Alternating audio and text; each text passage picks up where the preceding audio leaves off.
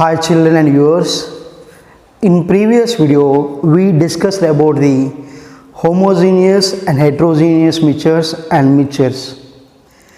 So before going to watch this video, you must watch that video. If you didn't saw that video, first you saw that one, then only come to this video. Then only you can understand this topic very clearly. Otherwise it is very become confused. That's why to get clarity, first you can watch the previous video completely, and after that you must be watch this video. Okay children, in this video I am going to explain about the solutions. What is a solution and what are the properties of solution, and what is mean by saturated solution and what is mean by unsaturated solution. So, and what is mean by solubility. All these topics you must be learned from this video, so you can watch the video without skipping. Then only you can understand all these points very clearly. Children, this is very important chapter and this is topic also very important. So this topic will be helpful to the up to lifelong when you can go for any higher education. This is very important. Okay, I am going to topic now here. What is mean by solution? And already we discussed what's that homogeneous mixture. Already I explained that here. In previous video I explained two examples. What's that? We are taking some test tube A and test tube B. We are taking that. In first test tube we have some water, and in next test tube we have some kerosene. In first test tube what we have? Water, and this one is what? Kerosene. Clear? When we are taking two test tubes, in that one is filled with some water and next one is filled with some kerosene. For that we have to add the salt. For example, for the first time I am added 1 spoon of salt to the water. Next again 1 spoon of salt to the kerosene. On that time I explained what's that? In water that should be dissolved and that should be undissolved. Clear? So here lemonade preparation also I explained, lemon juice. Here homogeneous mixture means what? What the substances which are mixed together, they should be uniformly distributed. Again they are not separated. One should be dissolved in other completely. Then the distribution should be uniform. Lemon juice, in that you are added some sugar, the sugar must be there. For example, we are prepared 1 glass of lemon juice, lemonade. Already sugar content is there. You can take the 1 spoon of juice and you can have it. You can feel some sweet. In next spoon also we have some sweet, and third spoon also we have sweet. That means the sugar quantity is equally distributed throughout the juice. You can take any 1 spoon of that, automatically every spoon has some nature of taste of sweet. That means what? The distribution of sugar should be equal throughout the solution, throughout the mixture. That type what we call homogeneous mixture. So here homogeneous mixture is nothing but a solution. Homogeneous mixture is nothing but a solution. Here the solution is nothing but the mixtures which are again cannot be separated by the contents by the process of filtration. If you can filter them, we are not getting anything separately. To prepare the lemonade, we have to go for lemon juice, and we can take water and we can take sugar. If we can mix them, we are getting lemonade. For pineapple juice, how we can prepare them? Pineapple pieces and sugar and ice and milk. We can prepare them juice. After filtration, again we are able to separate the milk, ice and sugar and pineapple pieces separately. It is not possible. That juice is what it is here, nothing but solution. That means the homogeneous mixtures which are cannot be separated by again them by the process of filtration. That is what we call solution. A solution is nothing but a mixture. So clear, what is a solution? The homogeneous mixtures which cannot be separated by the process of filtration, that we call a solution. Clear? On board one point it is there. Look here. Every solution is a mixture. Every solution is a mixture, but every mixture is not a solution. Here we are taking some lemonade, we are taking some pineapple juice. It is a solution, but it is a mixture also. But every mixture is not a solution. That means we can separate them. For example, what do you say? Kerosene and salt. Both are undissolved. It is a mixture of salt and kerosene. It is the one mixture, but it is not a solution. Why? Because we can separate them by filtration process. We can separate them by the filtration process. Clear? And we can mix some water and sand. Again, sand should be separated from the water. If you can mix the petrol and water, they can mix it together, but one dissolved not into the another. That's why it is what you have to say, every solution is a mixture, but every mixture is not a solution. The solution may be, it is in form of solids, liquids and gases also.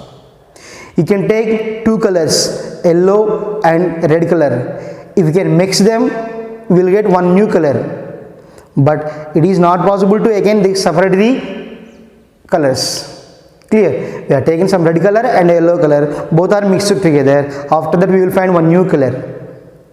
Here color means what? It is solid powder. If you can mix together, we are not getting we are getting new color, but it is not possible to separate them. Clear? We are taking some glass of water, in that some here some color powder like green color. If you can mix that, we are not possible to separate them. Okay, so children, what is solution? Solution is nothing but a homogeneous mixture, and that cannot be separated by the process of filtration. Clear? And every solution is a mixture, but every mixture is not a solution. Clear, children? And every solution is a mixture. What I am taking example here, lemonade, pineapple juice, both are the solutions, and they are also mixtures.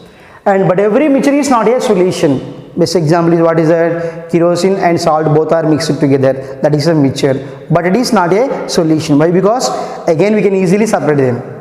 Clear? And now here you want to know about the what is solution. Solution consists of mainly two parts. Look at the board here. Solute and solvent. Combination of solute and solvent, that should be gives a solution. For example, here now we are taken one glass of water. What you have? This is what water is there.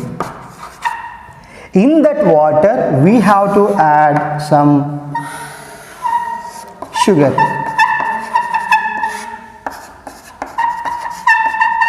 Clear? We are taking one glass of water. In that we are dropping some sugar. Clear? The sugar can dissolve into the water. Sugar can dissolve into the water. What you observe? We are taking glass of water. In that water we are dropping 1 or 2 spoons of sugar. And after that, sometime we observe that sugar should be dissolved in water. Clear?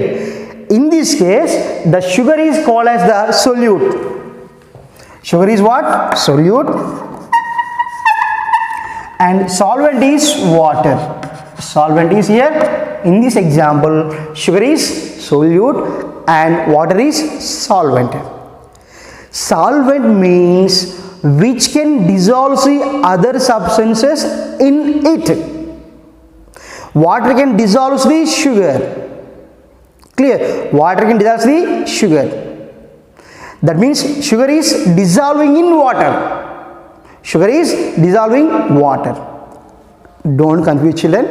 Water can dissolve the sugar.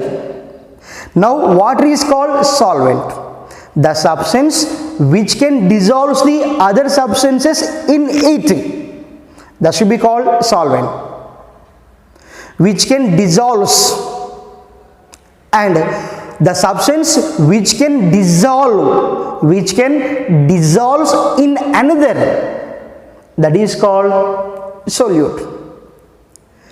Which can makes to dissolve, that is a solvent. Which can dissolve, solute. Clear? This is the best example. We are adding sugar to the water. Sugar can dissolve. Sugar can dissolve. That's why sugar is what we call solute. And water can dissolve.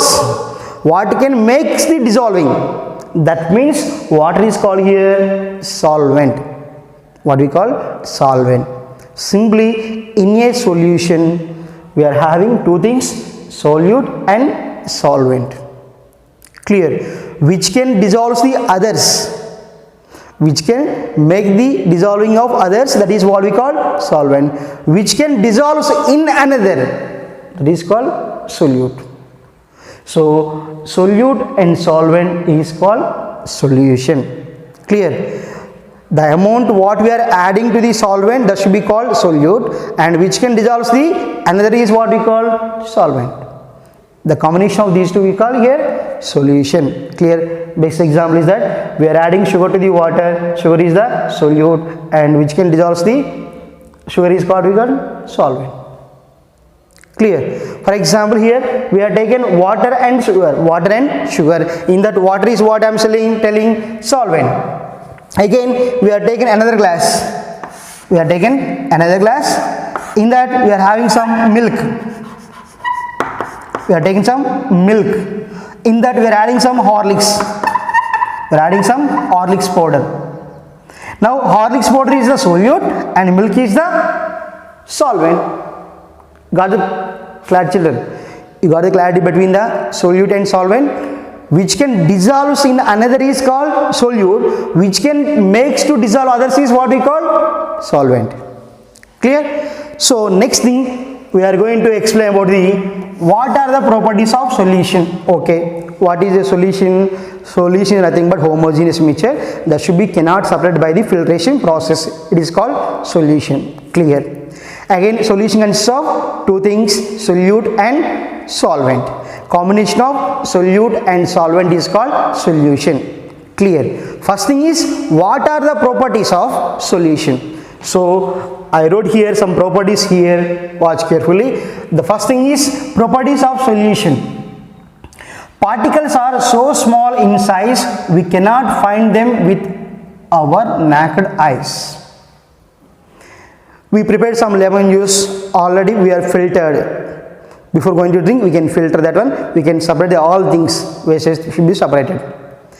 And we are having now purely here only solely lemonade is there. Or we are taking some same example, sugar and water is there.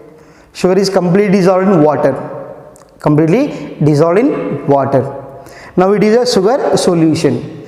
In that solution, after once sugar can dissolve in the water, after some time we cannot find any particles with our eyes. With our naked eye means we are watching very carefully with very concentrately. That is the naked eyes. So clear? The first thing is particles are so small in size we cannot find them with our naked eyes.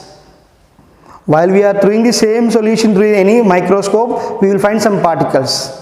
But with our naked eyes, while we are seeing directly, we can't find any particles because the particles are very less. Almost all their size should be like 10 to the power of 9 nanometers. I mean 10 to the power of 9 meters or 10 to the power of minus 12 meters. Picometers and nanometers. And 10 to the power of minus 10 also. Angstrom. Nanometer, picometer and angstroms. Nano means 10 to the power of minus 9, pico means 10 to the power of minus 12 and angstrom means 10 to the power of minus 10 meters. Their size should be like that. That means what? 1 by 10 to the power of minus means what? 1 by 9 zeros. That means very small particles.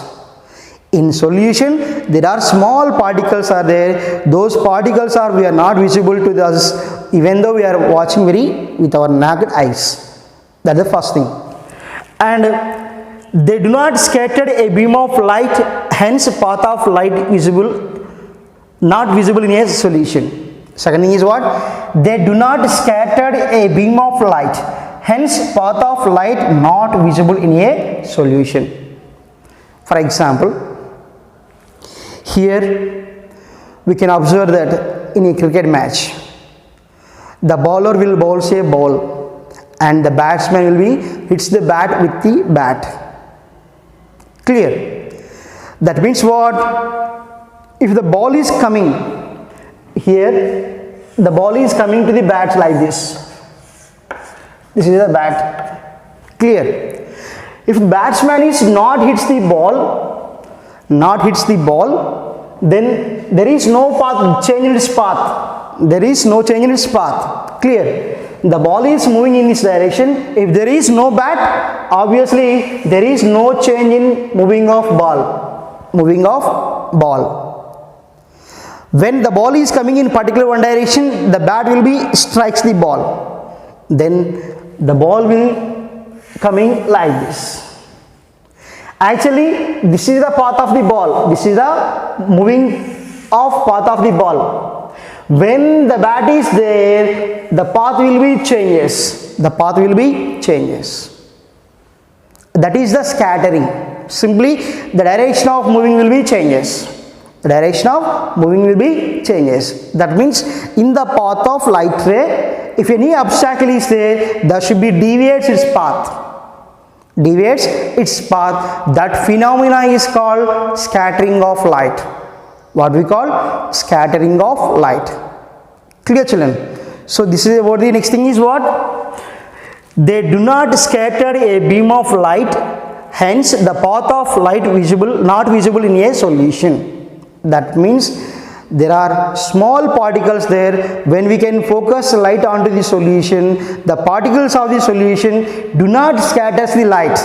That means they do not have that much of potential to scatter the light. Simply they can elose the light through them.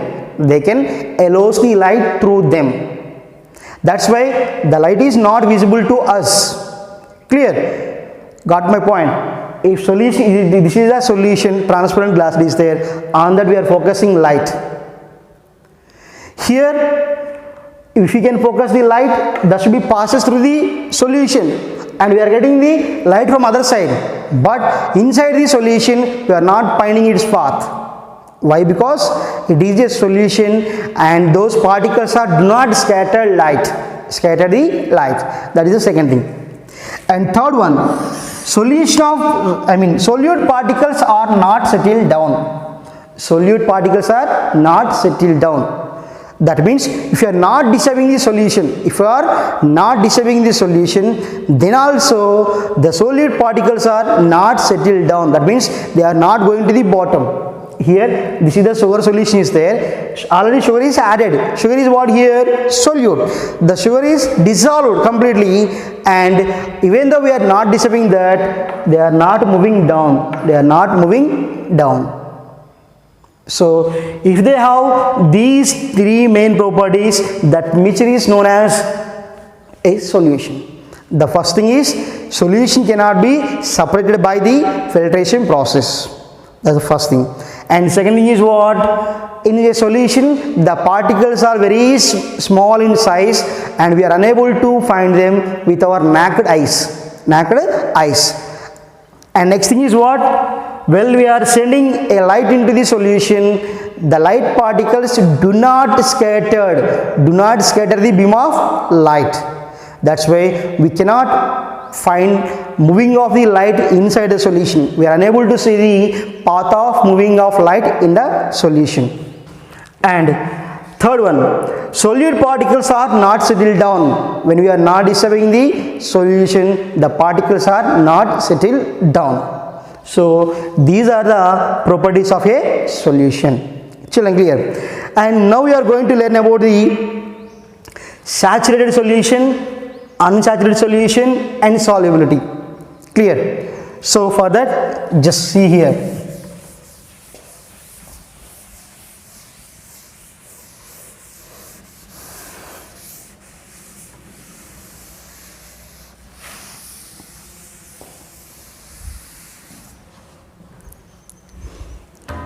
So first thing is what is mean by saturated solution and what is mean by unsaturated solution. Look here, I am giving one example to you. We are taking one glass of water. The glass of water consists of here 250 ml of water. What's that? 250 ml of water. Clear? So in that, first we are adding some 20 grams of sugar. 20 grams of sugar is added.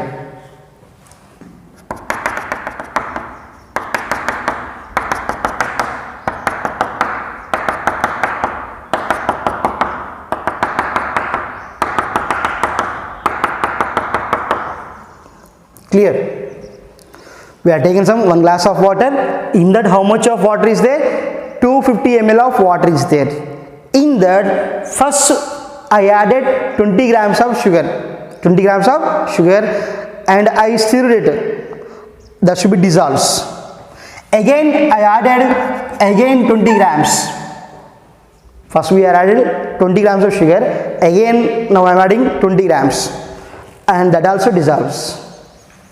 And again I added 20, then also dissolves. Again 20 dissolves. Again 20 dissolves. Clear? So here total how much I added? 20, 40, 60, 80, 20. So here 100 grams of sugar is added. Clear? 100 grams of sugar is added and 100 grams sugar should be dissolved in water.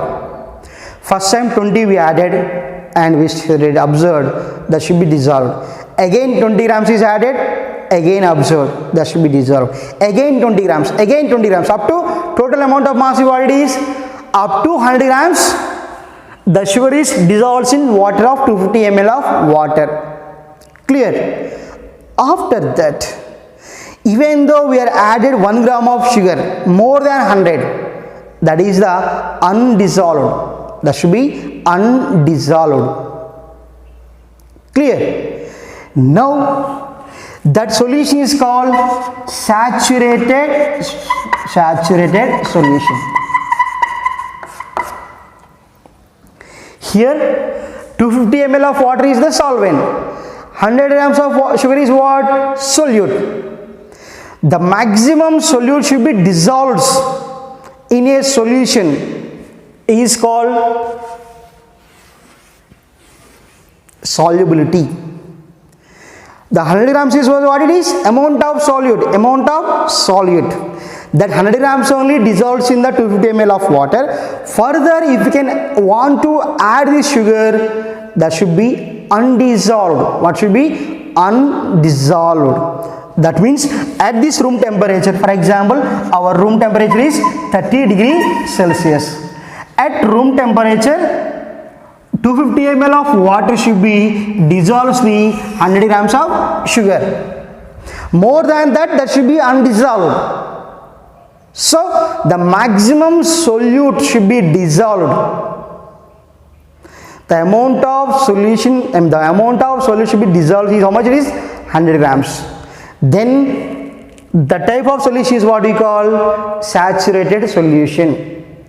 So generally while we are taking the food, manam tinetappudu antam it's enough for me. If you can take one more little bit, that should become vomiting. That means peak level. Clear? Up to some level only our stomach will be bare. If you can continuously take food, you are taking the food continuously, it becomes vomiting. Like that, the capacity of our stomach should be that much only.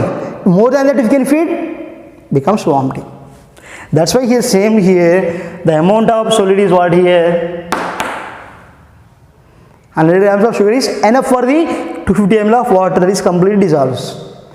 That type of solution is called saturated solution. The solution that can be dissolves how much of solute at particular one temperature. That is what we call saturated solution.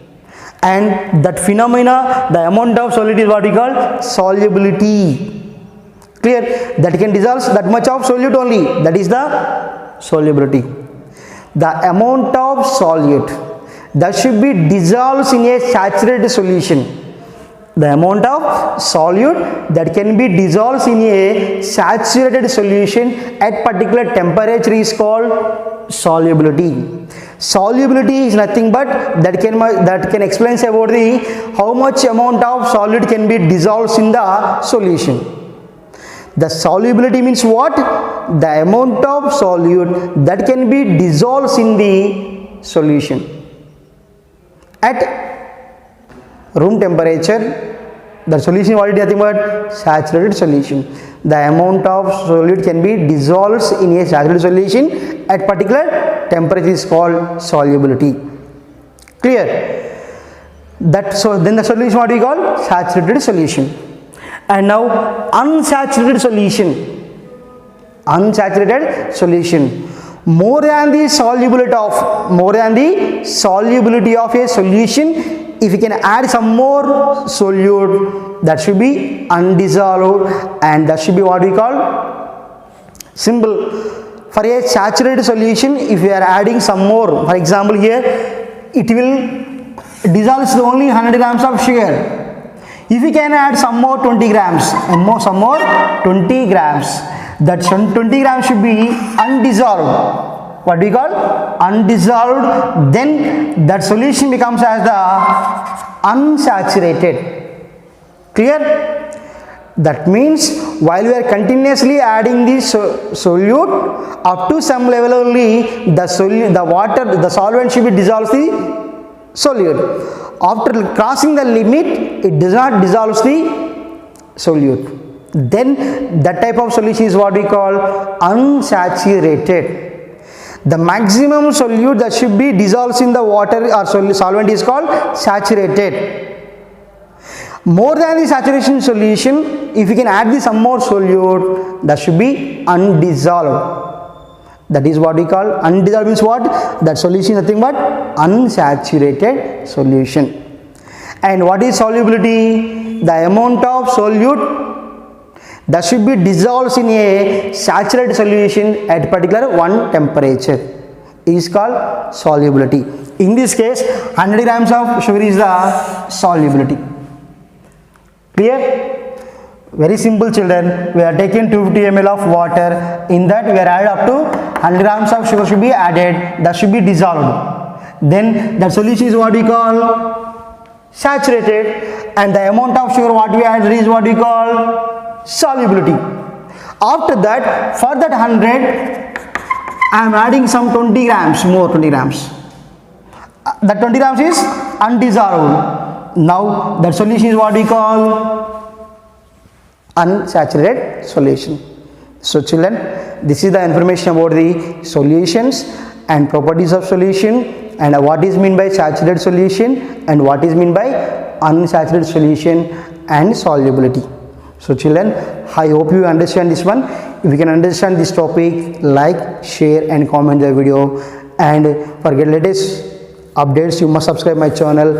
And if you can understand this one, you must be share this video to your friends, your classmates and some other